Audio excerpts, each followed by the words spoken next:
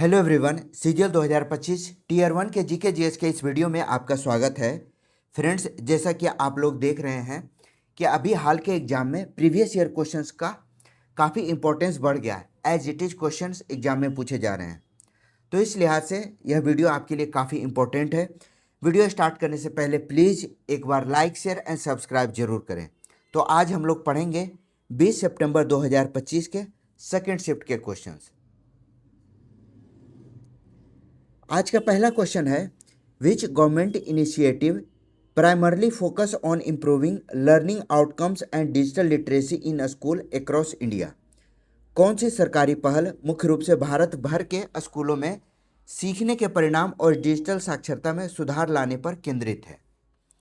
Options है स्वच्छ भारत अभियान, डिजिटल इंडिया मिशन,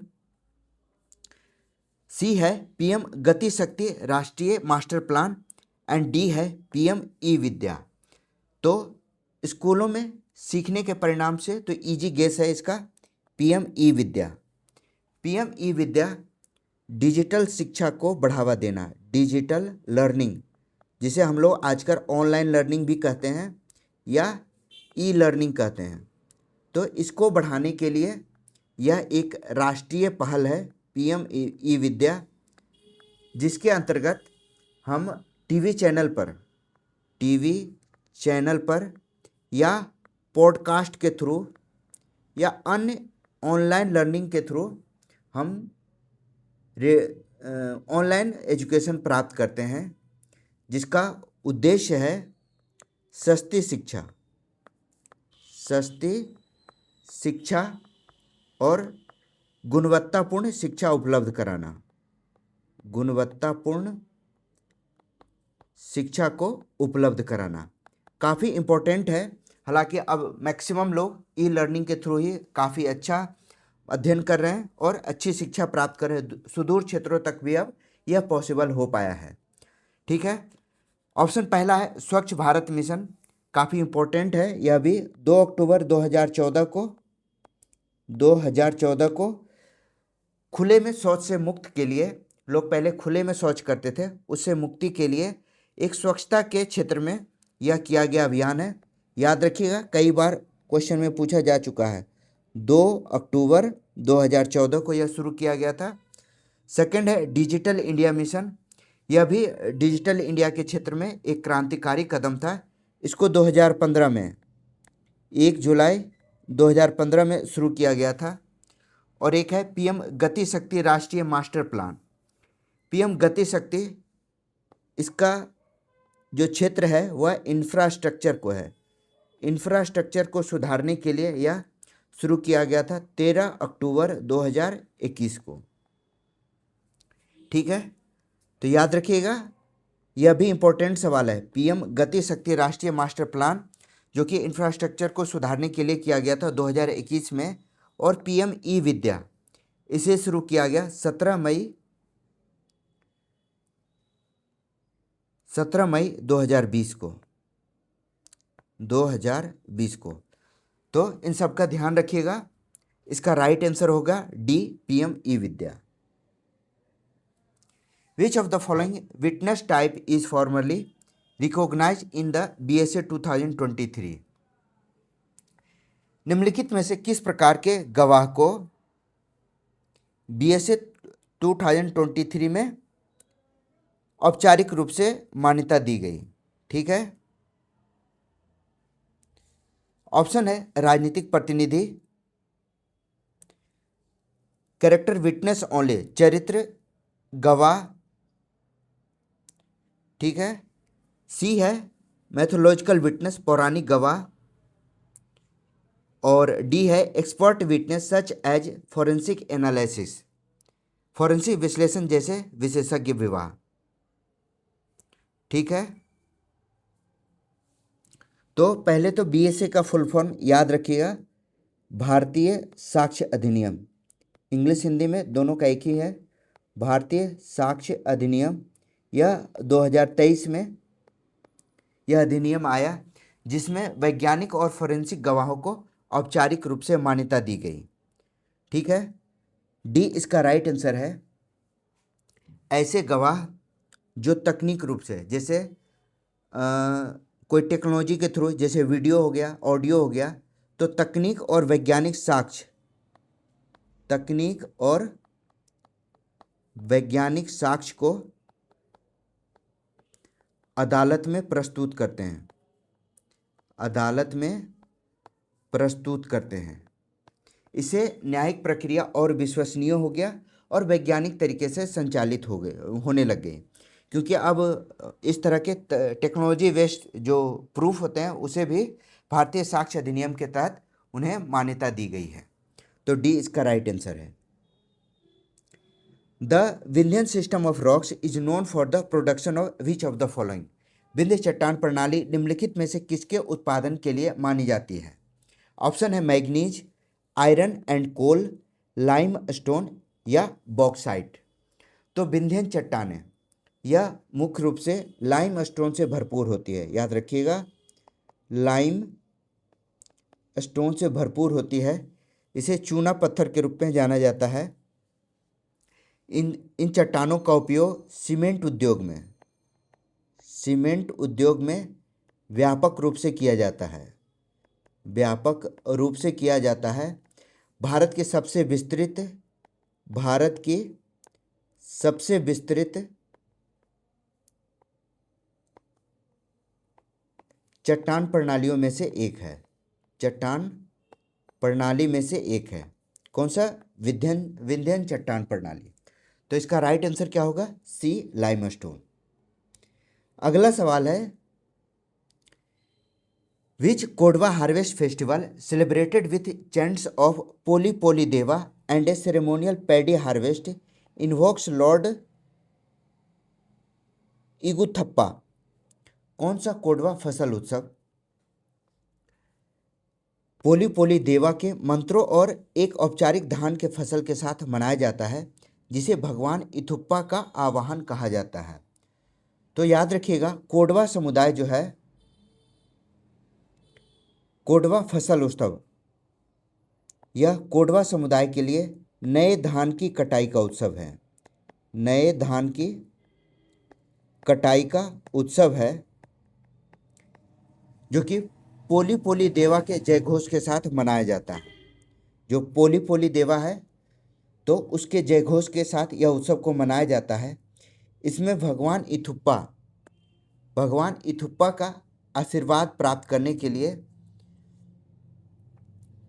एक उत्सव मनाया जाता है, एक समारोह मनाया जाता है, जिसे कहते हैं पुथरी। सी इसका राइट आंसर है। पुथरी कोडवा का फसल उत्सव है, कोडवा का फसल उत्सव है। अब आपको पता नहीं होगा कि कोडवा है कहाँ, तो यह कर्नाटका में है। ठीक है, तो सी इसका राइट आंसर है।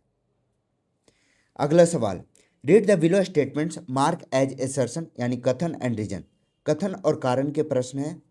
पहला कथन है, the sculptures of the Nalanda school are 3 dimensional and delicately ornamented.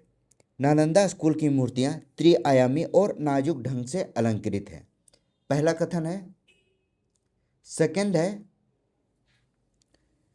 The Nalanda sculpture tradition was influenced by Sarnath local Bihar style and central Indian art.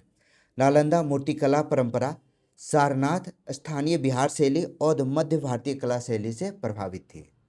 बिल्कुल सही है। नालंदा की जो मूर्तियां हैं वह त्रिआयामी यानी 3 डायमेंशनल है और अत्यंत सुंदर अलंकृत है, अत्यंत सुंदर अलंकृत है। इस पर सारनाथ और बिहार शैलियों का स्पष्ट प्रभाव दिखता है। तो इसका राइट आंसर होगा both A and R true and R is the correct explanation of A. In Buddhist teaching what does the term metta primarily refers to. बौद्ध शिक्षाओं में मेत्ता शब्द मुख्यतः किसको संदर्भित करता है? मेत्ता का वास्तविक अर्थ क्या होता है? ऑप्शन है माइंडफुल मेडिएशन यानी सचेतन ध्यान, रिचुअल प्यूरिटी अनुष्ठान शुद्धता, फेलो फीलिंग साथी भावना, या सेलिबेसी एंड रिनंसिएशन ब्रह्मचर्य और त्याग। तो मेटा, मेटा का वास्तविक अर्थ है मैत्री। मैत्री बौद्ध धर्म में मैत्री भावना को सभी प्राणियों के लिए, बौद्ध धर्म में सभी प्राणियों के लिए सद्भावना और करुणा का भाव और करुणा का भाव मितता से दिया गया है। ठीक है। फीलिंग, फेलो फीलिंग, सी इसका राइट आंसर होगा। यह ध्यान अभ्यास से मन को शांत और दयालु बनाता है। ठीक है। बौद्ध धर्म में जो 4 ब्रह्म विहार हैं, बौद्ध धर्म में 4 ब्रह्म विहार हैं, तो उसमें से एक ब्रह्म विहार है मेत्ता। ठीक है। तो सी इसका राइट आंसर है। What is the standard height of A football goal post? Football goal post की जो ऊंचाई है उसकी मानक ऊंचाई क्या है? तो फीफा जो कि फुटबॉल की ऑर्गेनाइजेशन है, रेगुलेटरी है, तो इसके अकॉर्डिंग जो ऊंचाई होती है वह 2.44 मीटर होती है और इसकी चौड़ाई 7.32 मीटर होती है। विश्व भर में एक समान है, तो ए इसका राइट आंसर है। Fill in the blanks. The Federal Court of India, as provided under the Government of India Act 1935, was established in the year. रिक्त स्थान भरें। भारत सरकार अधिनियम 1935 के तहत भारत का संघीय न्यायालय वर्ष में स्थापित हुआ था। तो जैसा कि गवर्नमेंट ऑफ इंडिया एक्ट 1935 के तहत ही सुप्रीम कोर्ट यानी संघीय न्यायालय की स्थापना की गई थी, तो इसे 1950 में सुप्रीम कोर्ट के रूप में स्थापित कर दिया गया, प्रतिस्थापित किया गया। इसकी स्थापना 1937 में हुई थी 1935 के एक्ट के अनुसार, और 1950 में इसे सुप्रीम कोर्ट के रूप में बदल दिया गया। याद रखिएगा, भारत में कोर्ट का, न्यायालय का इतिहास काफ़ी पुराना है। 1861 के एक्ट के आधार पर भारत में जो 3 प्रेसिडेंसियाँ थी, बॉम्बे, कोलकाता और मद्रास, तो इन तीनों प्रेसिडेंसी में पहली बार हाई कोर्ट की स्थापना की गई थी। ठीक है, 1861 में। पहले ही बताया आपको, सुप्रीम कोर्ट की स्थापना 1950 में हुई। उसके पहले का इतिहास पहले भी पता है। हमारे संविधान के अनुच्छेद 124 में 124 से 147 तक सुप्रीम कोर्ट की स्थापना और उससे जुड़े प्रावधान वर्णित है। इसे हमारे संविधान के भाग 5 के अंतर्गत रखा गया है। तो इसका राइट आंसर हो गया बी 1937। इन सारे इंफॉर्मेशन को आप अच्छे से नोट डाउन कर लीजिए। Which one of the following statement accurately describe a feature of the Vijayanagar empire? निम्नलिखित में से कौन सा कथन विजयनगर साम्राज्य की विशेषता को सही रूप से दर्शाता है? पहला है, the Hazara Rama temple was a public temple for commoners. Hazara Ram मंदिर आम लोगों के लिए एक सार्वजनिक मंदिर था। सेकंड है, the lotus Mahal shows clear Persian Indo Islamic architectural influence. Lotus महल पर स्पष्ट फारसी यानी इंडो इस्लामिक वास्तुकला का प्रभाव दिखता है। थर्ड है यानी सी है, द महानवमी डिब्बा stopped by a stone super structure. Mahanavami डिब्बा के शीर्ष पर एक पत्थर की अधिसंरचना बनी हुई है। एंड फोर्थ यानी डी है, द सिटी सेक्रेड सेंटर ले नॉर्थ ऑफ द तुंगभद्रा। शहर का पवित्र केंद्र बिंदु तुंगभद्रा के उत्तर में स्थित है। तो इसका राइट आंसर क्या होगा? तो विजयनगर साम्राज्य पर इंडो इस्लामिक विशेषता, लोटस महल पर स्पष्ट फारसी जो उसका मिश्रण है इंडो इस्लामिक का, वह स्पष्ट रूप से दिखता है। इसमें मेहराब, गुंबद और स्तंभ जैसी संरचना वह देखी जा सकती है। तो यह इंडो इस्लामिक वास्तुकला का प्रभाव है। तो बी इसका राइट आंसर होगा। Which of the following is true about relay races, relay दौड़ के संबंध में कौन सा कथन सही है? ए रिले टीम है 6 मेंबर विथ 4 रनिंग मेंबर्स, एक रिले टीम में 6 सदस्य होते हैं जिसमें 4 दौड़ने वाले सदस्य होते हैं। सेकंड है, डंडों के आदान प्रदान का क्षेत्र 50 मीटर लंबा है। The baton exchange zone is 50 metres long. C है, the baton must weigh exactly 100 gram, जो डंडे का वजन होता है वह 100 ग्राम मात्र होना चाहिए। एंड डी है, the length of the baton is 10 to 12 centimetre, डंडे की लंबाई 10 से 12 सेंटीमीटर होती है। अब आपने देखा होगा यह सेम सवाल, इससे मिलता जुलता सवाल इससे प्रीवियस वाले शिफ्ट में भी पूछे गए हैं। सिलेक्शन पोस्ट में एज इट इज सवाल पिछले वाले शिफ्ट के आगे शिफ्ट में पूछे गए हैं। तो प्रीवियस ईयर क्वेश्चन के टोटल अभी 26 या 27 वीडियो आ गई है। आप सीजीएल के सारे क्वेश्चंस को जरूर देख लीजिए। अब आप देखिए सीएचएसएल में सेम सवाल उससे पूछे जा रहे हैं। ठीक है, तो आते हैं सवाल पर। रिले दौड़ के बारे में बताना है। रिले दौड़ में जो बैटन होता है जिसे डंडा कहते हैं, बैटन का 100 ग्राम वजन होता है, जो उसका वेट होता है वह 100 ग्राम होता है। इसकी लंबाई 28 से 30 सेंटीमीटर की होती है और आदान प्रदान निर्धारित, यानी जहाँ पर इसका निर्धारित जोन होता है वहीं पर ही रिले का आदान प्रदान करते हैं। तो इसका राइट आंसर क्या है? कथन सत्य कहा गया है, तो the baton must weight exactly 100 gram, C is the right answer. अगला सवाल, which of the following best reflect the involve focus of the India US exercise tiger Trump 2025 compare to its 2019 debut. निम्नलिखित में कौन सा कथन 2019 की शुरुआत की तुलना में भारत अमेरिका अभ्यास टाइगर ट्रम्प 2025 के विकसित फोकस को सबसे अच्छी तरह दर्शाता है? ऑप्शन है, from HADR to space combat, HADR से अंतरिक्ष युद्ध तक।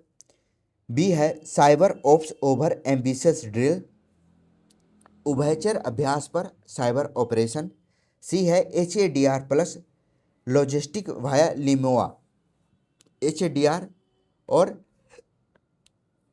लिमोआ के माध्यम से रसद। एंड डी है, ड्रॉप्ड ट्राई सर्विस फॉर्मेट, त्रिश्रेवा फॉर्मेट को हटा दिया गया। तो 2025 में जो टाइगर ट्रम्प हुआ था उस पर सबसे ज़्यादा जोर दिया गया मानवीय सहायता एवं आपदा राहत। 2025 की जो सबसे बड़ी विशेषता रही, आपदा राहत पर विशेष जोर दिया गया। इसमें लिमोआ LEMOA लेमोआ के माध्यम से लॉजिस्टिक सहयोग दिया गया, यानी रसद को पहुंचाया जाने लगा, लॉजिस्टिक के रूप में यूज किया जाने लगा। अब लिमोआ का फुल फॉर्म क्या होगा? तो इसका फुल फॉर्म है logistic exchange memorandum of understanding. याद रखिएगा, यह सवाल आगे भी पूछा जा सकता है। तो इसका राइट आंसर होगा सी, यानी HADR प्लस लॉजिस्टिक्स भाया लिमोआ लॉजिस्टिक्स से ही संबंधित है। नेक्स्ट क्वेश्चन है, what is the primary literary significance of the book Bonkers by Natasha Sharma. Natasha Sharma की पुस्तक बोंकर्स का प्राथमिक साहित्यिक महत्व क्या है?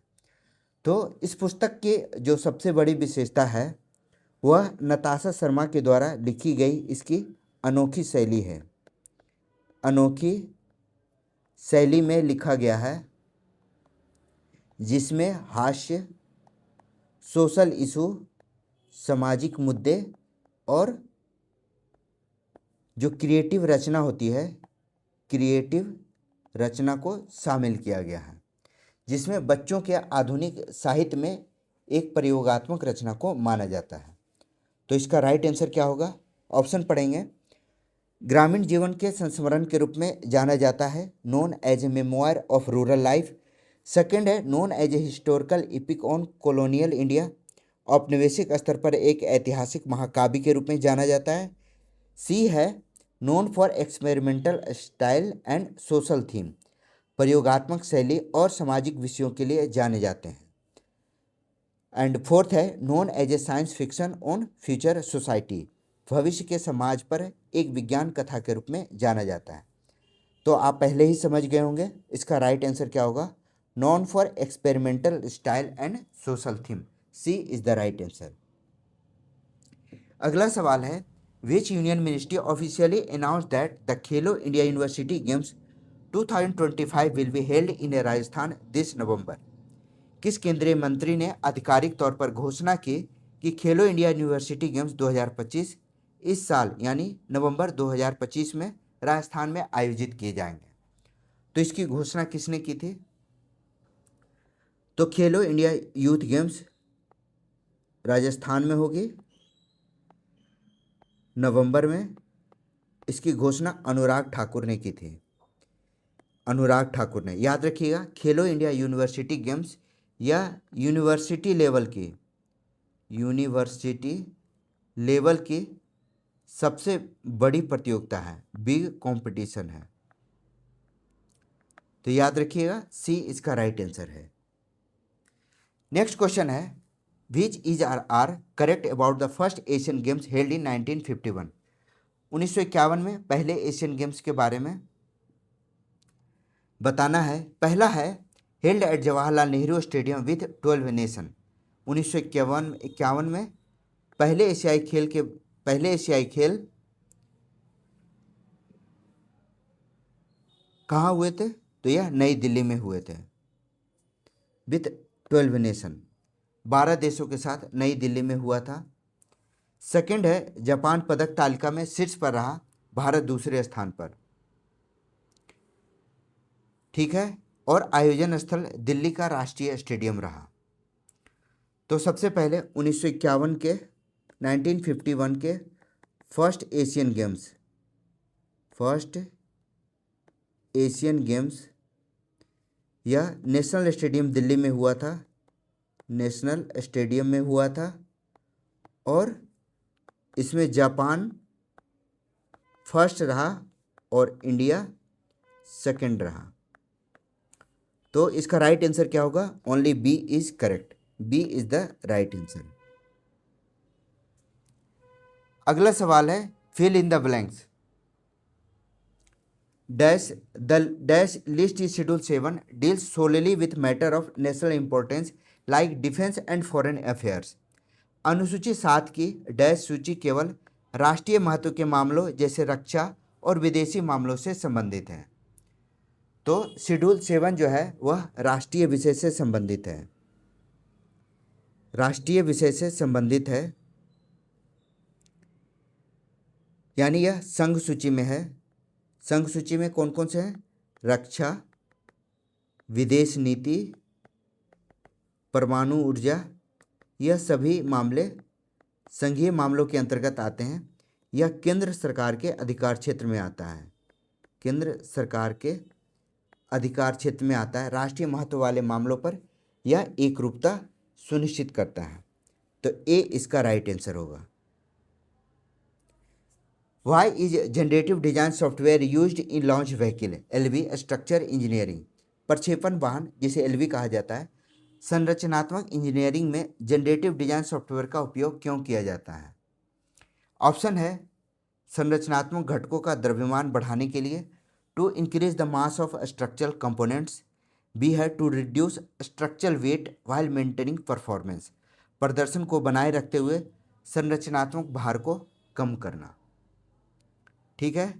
सी है मिशन चित्रों में 2D CAD ड्राफ्टिंग को सरल बनाने के लिए, to simplify 2D CAD drafting in mission drawing, and D है to boost overall mission cost through advance algorithm, उन्नत एल्गोरिदम के माध्यम से समग्र मिशन लागत को बढ़ावा देना। तो इसका राइट आंसर होगा to reduce structural weight while maintaining performance. Launch vehicle में वेट का काफ़ी महत्व होता है, तो बी इसका राइट आंसर होगा, क्योंकि संरचना को अधिक हल्का और मजबूत बनाए रखना ज़्यादा जरूरी है। इसके लिए AI स्ट्रक्चर का, जनरेटिव डिजाइन सॉफ्टवेयर का उपयोग किया जाता है, जिससे कि कम वजन में अत्यंत महत्वपूर्ण तरीके से यह अंतरिक्ष में प्रक्षेपित कर सकें। बी इसका राइट आंसर है। Which of the following statement regarding state funds under the Indian constitution are correct? भारतीय संविधान के अंतर राज्य निधि के संबंध में कौन सा कथन सही है? पहला है, राज्य की संचित निधि को आर्टिकल 266 के अंतर्गत परिभाषित किया जाता है। ठीक है। सेकंड है, राज्य की आकस्मिक निधि का संचालन राज्यपाल के द्वारा राज्य विधानमंडल द्वारा बनाए गए नियमों के अनुसार किया जाता है। The contingency fund of the state is operated by the governor in accordance with rules made by the state legislator. बिल्कुल सही है। संचित निधि का हमारे संविधान के अनुच्छेद 266 आर्टिकल 266 में परिभाषित किया गया है और इसका संचालन राज्य में राज्यपाल जो कि विधानमंडल द्वारा बनाए गए नियम के अनुसार करता है। तो कथन 1 and 2 both sentence is correct. Why is it more difficult to walk on sand than on a concrete pavement? Concrete के फुटपाथ पर चलने की अपेक्षा रेत पर चलना अधिक कठिन क्यों है? पहला है, sand has a higher coefficient of static friction than concrete. रेत कंक्रीट की तुलना में स्थैतिक घर्षण गुणांक अधिक होता है। सेकंड है, sand is less dense than concrete causing less gravitational pull. ऐसे कंक्रीट की तुलना में कम घनी होती है जिसके कारण गुरुत्वाकर्षण बल भी कम लगता है। एंड सी है, सैंड डिस्प्लेस रिड्यूसिंग पुशबैक। रेत विस्थापित होते हैं जिससे धक्का कम होता है। तो सी इसका राइट आंसर है। रेत विस्थापित होने के कारण पैरों को पीछे से सहारा नहीं मिलता है। कंक्रीट ठोस होता है जो कि मजबूत पुश बैक देता है, इसलिए रेत पर चलना कंक्रीट पर चलने से अधिक खपत और ऊर्जा खपत वाला होता है। द डांस फॉर्म के ए साध सुख माइनिशियम is a thanksgiving dance of which community? का साध सुख म्यूनिशियम नृत्य शैली किस समुदाय का धन्यवाद देने वाला नृत्य है? थैंक्स गिविंग डांस कहा जाता है इसे। यह खासी समुदाय के द्वारा किया जाने वाला है। इसे जनजाति का आभार या थैंक्स गिविंग उत्सव के नाम में जाना जाता है। इसमें युवक और युवतियां अपने पारंपरिक वेशभूषा में प्रदर्शन करते हैं। पारंपरिक वेशभूषा में प्रदर्शन करते हैं। याद रखिएगा, यह मेघालय के परंपरा और संस्कृति का महत्वपूर्ण हिस्सा है। तो राइट आंसर होगा ए खासी। Read the sentence. कथन और कारण के प्रश्न है। कथन है, आय में गिरावट होने पर मानव विकास सूचकांक बढ़ सकता है। The human development index can increase even if income drops. ठीक है। सेकंड है, improvement in life expectancy and education can offset income decline. जीवन प्रत्याशा और शिक्षा में सुधार आय में गिरावट की भरपाई कर सकता है।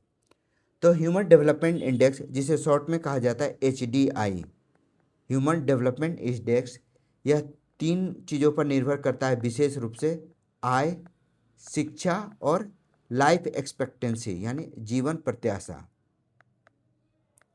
तो अगर शिक्षा और जीवन प्रत्याशा बढ़े तो आय घटने पर भी HDI बढ़ सकती है। तो दोनों कथन सही होगा। ए इसका राइट आंसर है। यहाँ कहा गया है कि आय गिरावट होने पर भी मानव विकास सूचकांक बढ़ सकता है। बिल्कुल बढ़ सकता है अगर शिक्षा और जीवन प्रत्याशा बढ़ रहा हो। कथन और कारण के फिर एक प्रश्न है। समष्टि अर्थशास्त्र में एक ही वस्तु को सभी वस्तुओं का प्रतिनिधि मानने से समग्र विश्लेषण सरल हो सकता है। In micro economics, treating a single community as representative of all goods allow simplification of aggregate analysis. इसका रीजन है, this is because all individual goods always behave identically under inflationary trends.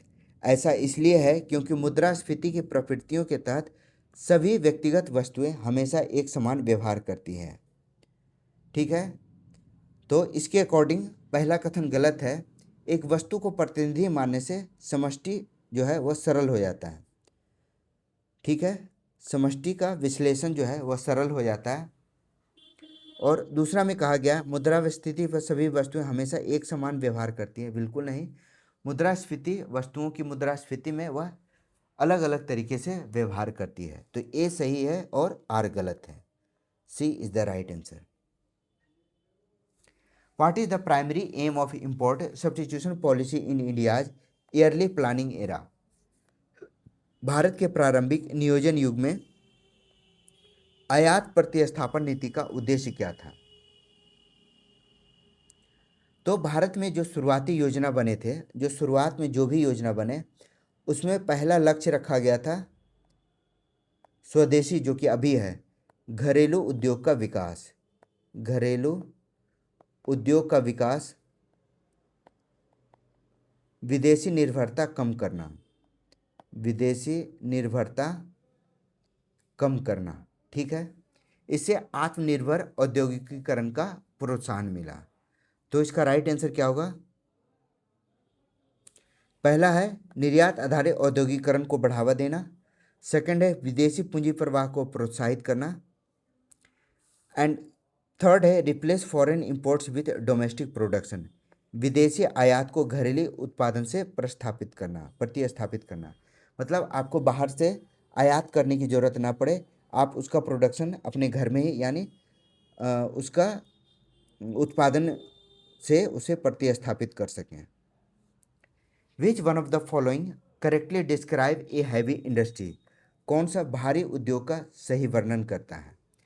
पहला है it uses light raw material, पहले ही गलत है, भारी उद्योग में लाइट मटेरियल यूज ही नहीं हुआ। It produce like consumer goods, use बल्कि inputs to produce heavy goods, भारी सामान के उत्पादन के लिए भारी इनपुट का उपयोग किया जाता है। तो सी इसका राइट आंसर होगा। याद रखिए भारी जो उद्योग हैं इसमें मशीन, शिप बिल्डिंग जैसे उद्योग शामिल है, मशीनरी है, शिप बिल्डिंग जैसे उद्योग शामिल है। इनका कच्चा जो माल होता है वह जटिल होता है, भारी होता है और महंगा होता है। तो राइट आंसर हो गया सी। नेक्स्ट है consider the following statement on the Prithvi Vigyan mission. Prithvi Vigyan mission पर निम्नलिखित कथन पर विचार कीजिए। पहला है इसका उद्देश्य महासागर, मौसम और भूविज्ञान संबंधी अवलोकन को एकीकृत करता है। It aims to unity ocean weather and geo science observation. सही है, पहला कथन सही है। सेकंड है it supports India early warning system for tsunami and cyclone. यह सुनामी और चक्रवात के लिए भारत की पूर्व चेतावनी प्रणाली का समर्थन करता है। बिल्कुल सही है। थर्ड है it was launch by the ministry of health and family welfare. इसे स्वास्थ्य एवं परिवार कल्याण मंत्रालय के द्वारा लॉन्च किया जाता है। गलत है, तो इसका राइट आंसर होगा 1 and 2 इज करेक्ट।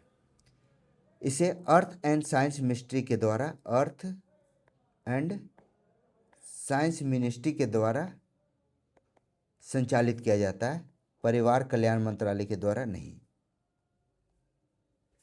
नेक्स्ट है which international organisation played a crucial role in triggering the 1991 economic reform in India.